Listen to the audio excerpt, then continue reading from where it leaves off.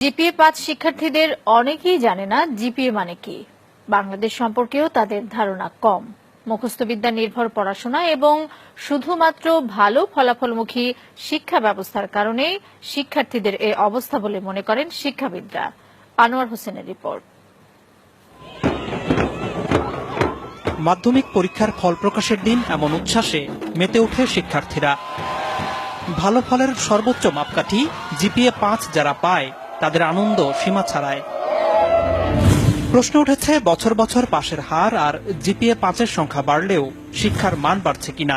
এর জবাব খুঁজতে আমরা কথা বলি এবার এসএসসিতে পাশ করা কয়েকজন শিক্ষার্থীর সঙ্গে, যাদের মধ্যে ৬ জন জিপিএ-৫ পেয়েছে। তাদেরকে আমরা কিছু প্রশ্ন করি। জিপিএ এটার পূর্ণাঙ্গ রূপ কি? জানি না, এখন মনে পড়ছে না। GPA grating point. এসএসসি এটার পূর্ণাঙ্গ রূপ কি?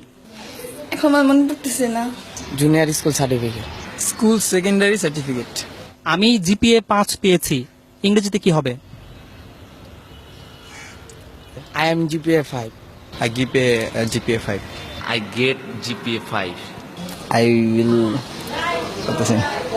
মোট 13 জনকে প্রশ্নগুলো করা হয়েছিল, কিন্তু কেউই সঠিক জবাব দিতে পারেনি। এসব শিক্ষার্থীর কাছে এরপর করা হয় সাধারণ জ্ঞান এবং বিজ্ঞান বিষয়ে কিছু প্রশ্ন। পাঠ্য বইতে বিভিন্ন সময় পড়লেও খুব কম প্রশ্নেরই সঠিক উত্তর দিতে পারে তারা।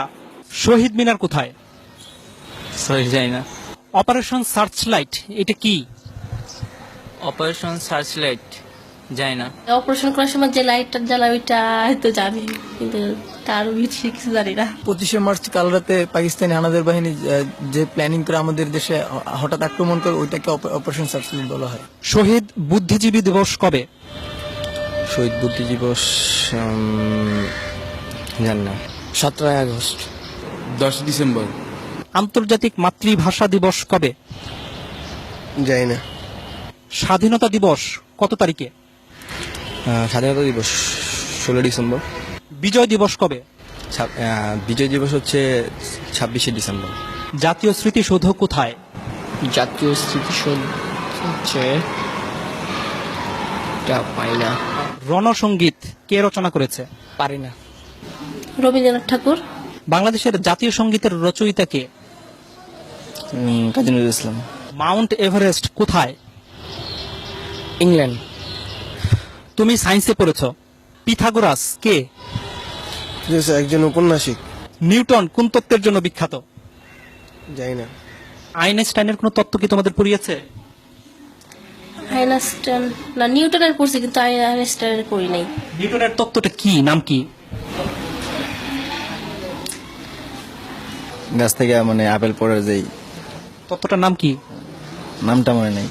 বাংলাদেশের বর্তমান রাষ্ট্রপতির নাম কি? বাংলাদেশের বর্তমান রাষ্ট্রপতির নাম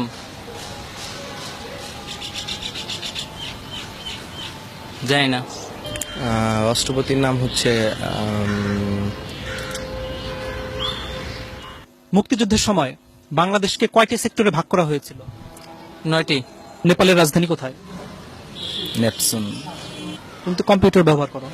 ব্যবহার করি মাঝে মাঝে আর কি, এই ফেসবুকে আর কি থাকি, গান টান শুনি। হার্ডওয়্যার এবং সফটওয়্যার এটার মানে বুঝো? জানি না। তোমরা কি পাঠ্য বইয়ের বাইরে কোনো বই পড়ো? এমনি মানে গল্পের বই পড়ি। কার গল্প? রবীন্দ্রনাথ ঠাকুরের গল্পের বই পড়ি। রবীন্দ্রনাথ ঠাকুরের একটা গল্পের নাম বলো তো।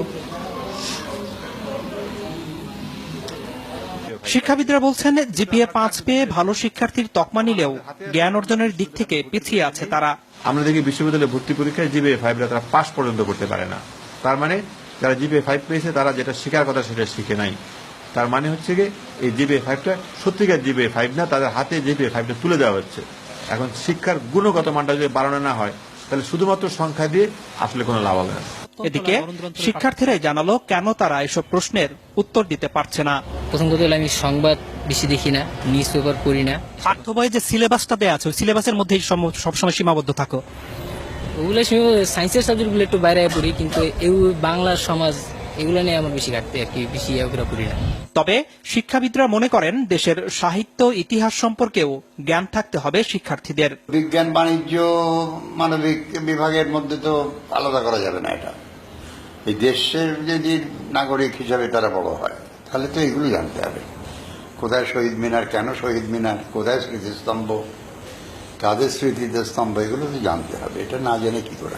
তারা বলছে তাদের বাংলা সাহিত্যের ব্যাপারে, ইতিহাসের ব্যাপারে আগ্রহ নেই, মানে এটা আসলে তাহলে মানে তারা কি পূর্ণাঙ্গ শিক্ষা পাচ্ছে? না, একেবারেই না, একেবারেই না। শিক্ষা সংশ্লিষ্টরা বলছেন শিক্ষার্থীরা মুখস্থ বিদ্যা নির্ভর হয়ে যাওয়ায় তাদের এমন দশা।